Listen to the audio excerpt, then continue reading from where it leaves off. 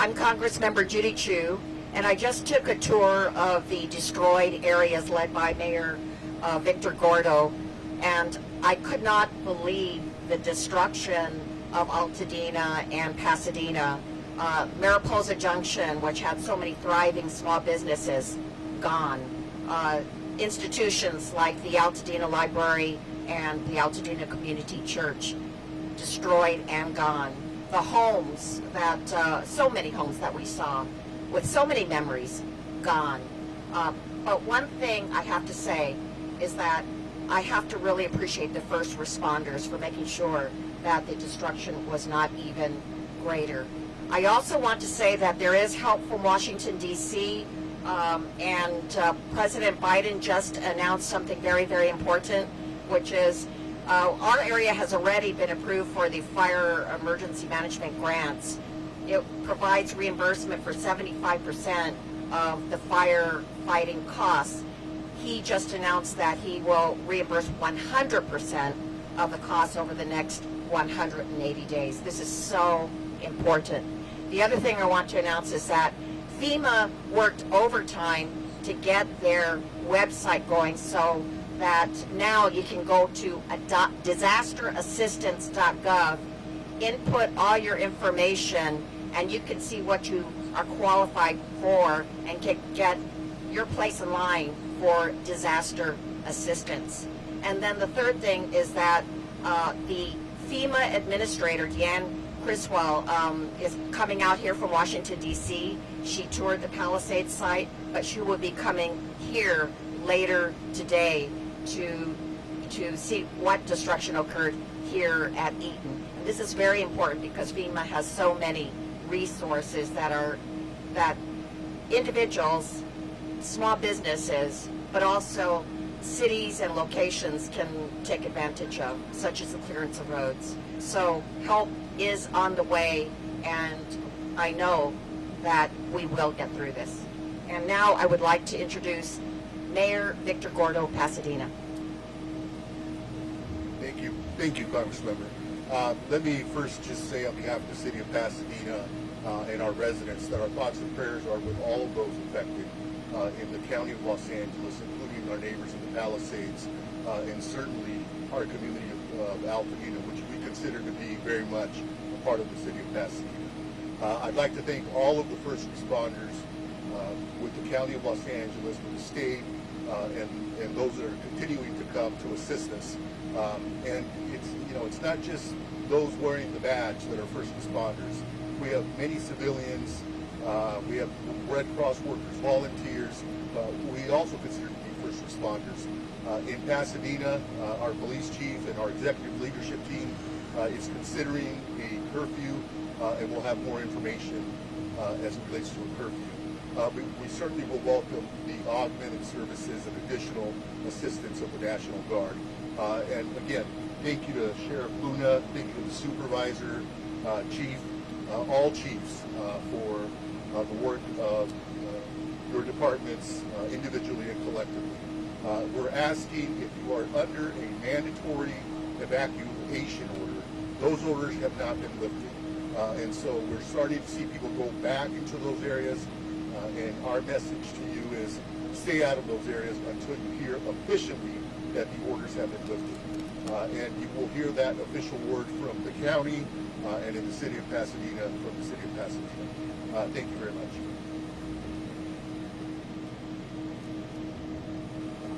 And I also want to thank the following individuals who are here with us today, showing their support. State Senator Sasha Renee Perez, Assembly Member John Harabedian, Assembly Member Jessica Caloza, Pasadena Police Chief Gene Harris.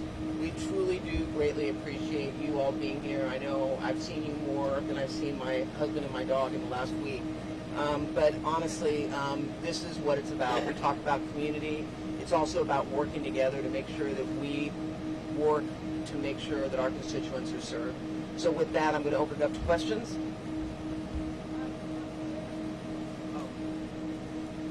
And that'll conclude our speakers for today. We're going to open up to questions.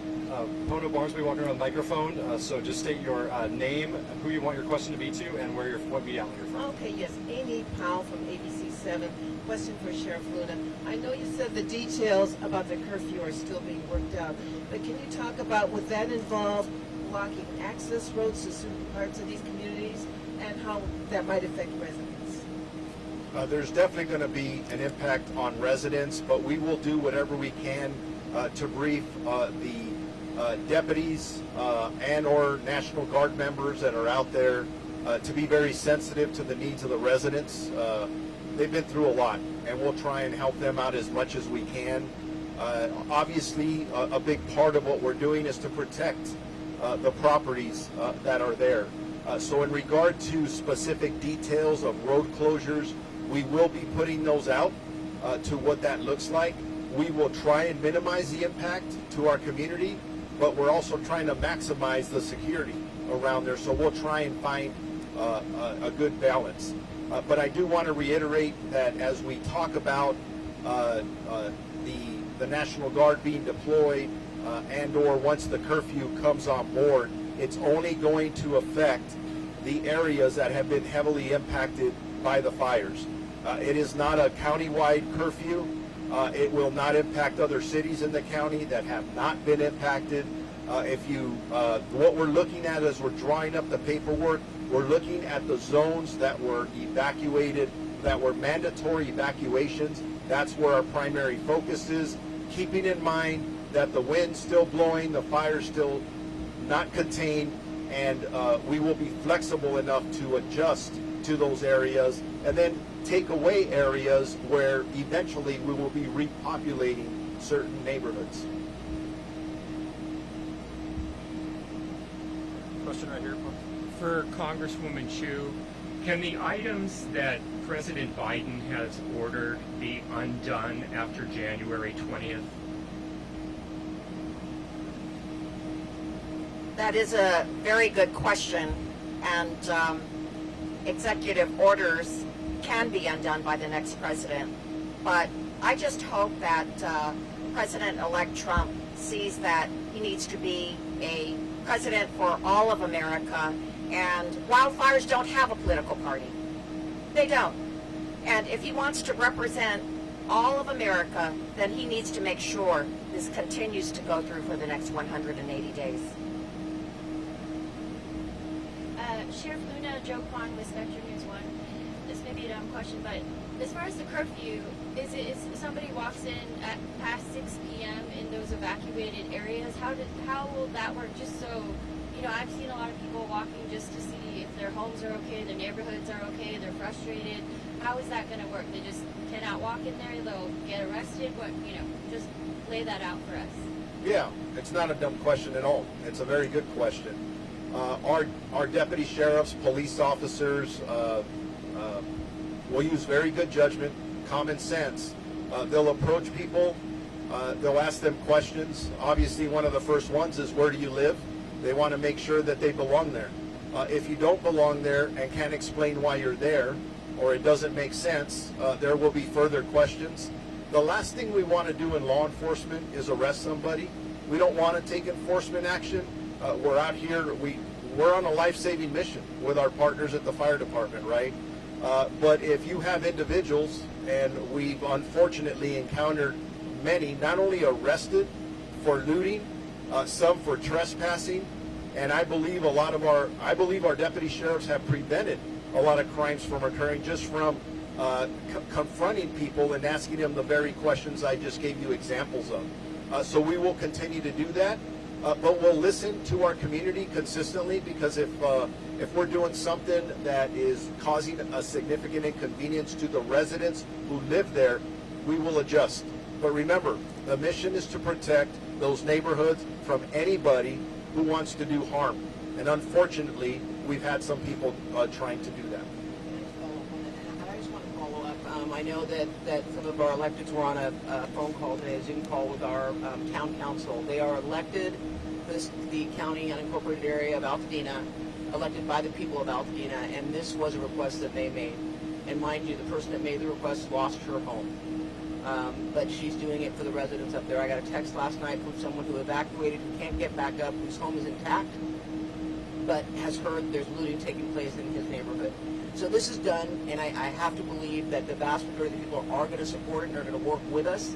And to the sheriff's point, it's not a perfect science, and if you can prove that you have identification to be in there and or belong there, I'm sure the sheriffs are going to work with you. But at the end of the day, if you don't need to be up there, please stay away. It's still very active as it relates to fire, and we still have firefighters doing their job to make sure that it doesn't spread.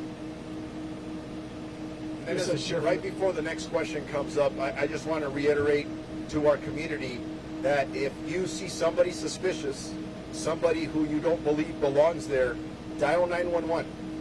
We have deputy sheriffs. In the other jurisdictions, they have police officers that are specifically assigned to what we call looter suppression. But I'm going to tell you something. We have a lot of undercover deputies out there as well.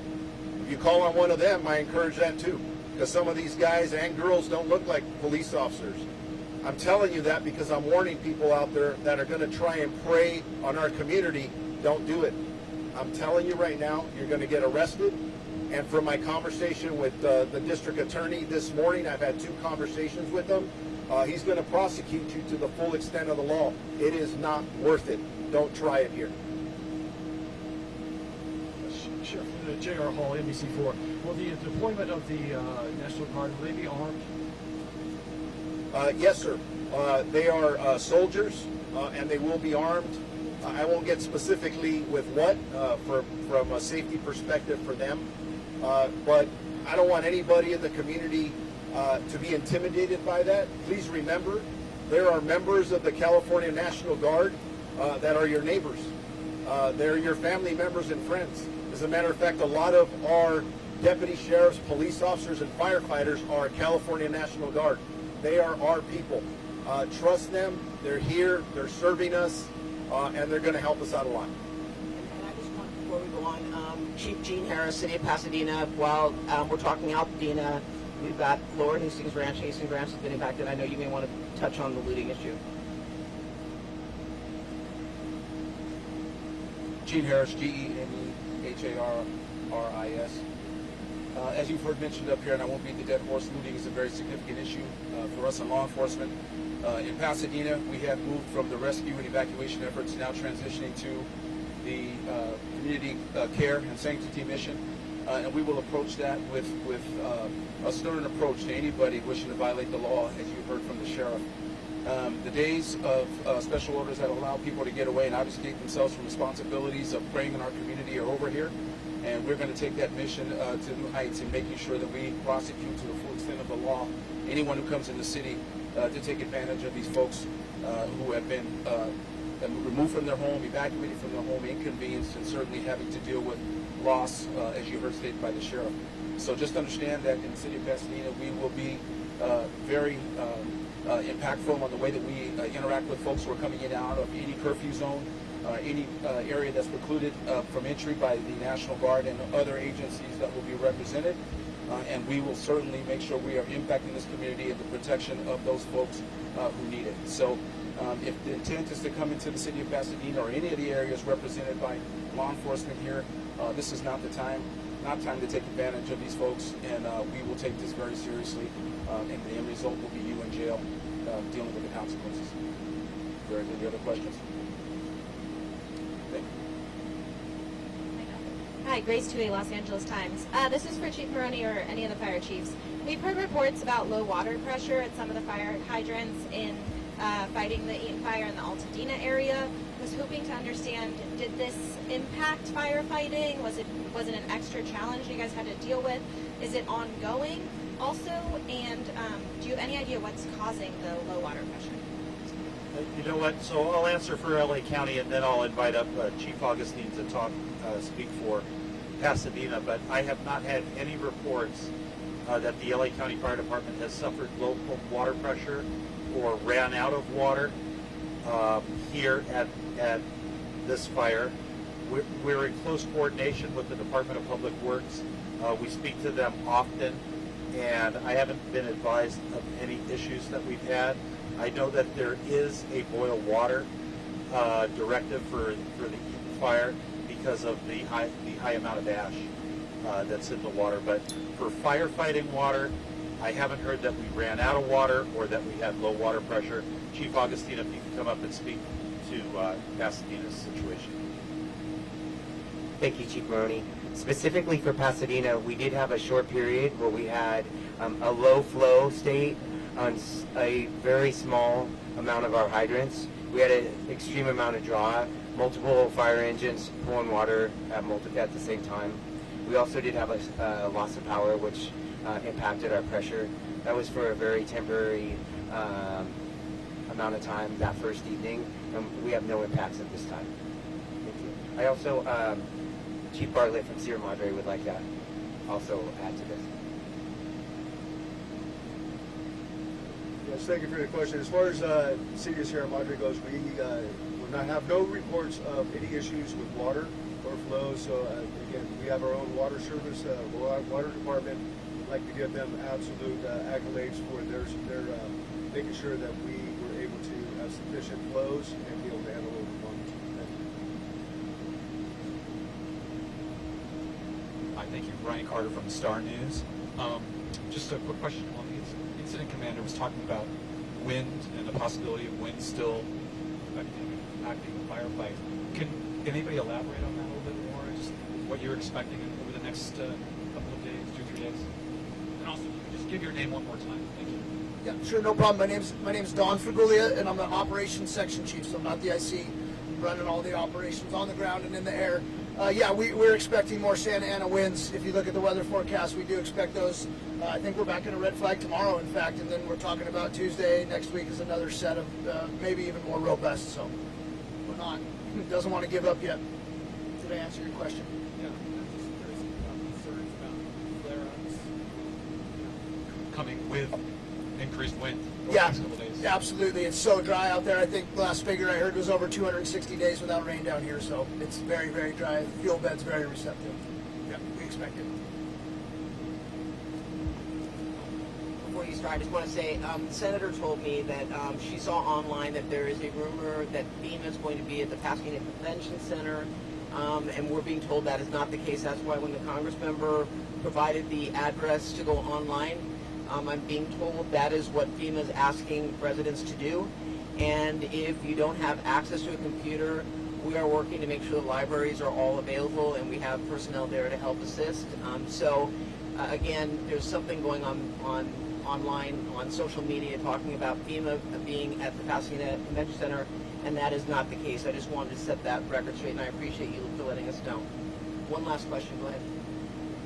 Sheriff Luna, do you know, are you guys responding to missing persons reports at this time? Do you know how many you guys have received related to the fires? Yes, we are still continuously not only responding to missing person reports, but really our routine calls for service. Our deputies are doing an amazing job of trying to find a balance between all of their responsibilities. I don't have any specific details. We could follow up with you on some of those. I am aware of a missing person report up at the Palisades fire that ended in tragedy with a death. But if anybody believes somebody's missing, I encourage you to notify or call the local police department, and we'll do what we can to locate your family member, friend, or whoever it may be missing.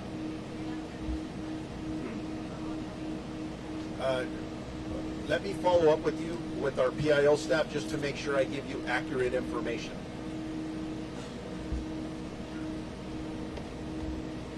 Thank you all for attending. Thank you to our partnering agencies and the public for all of your support. That will conclude our press conference for today. Everyone have a safe day.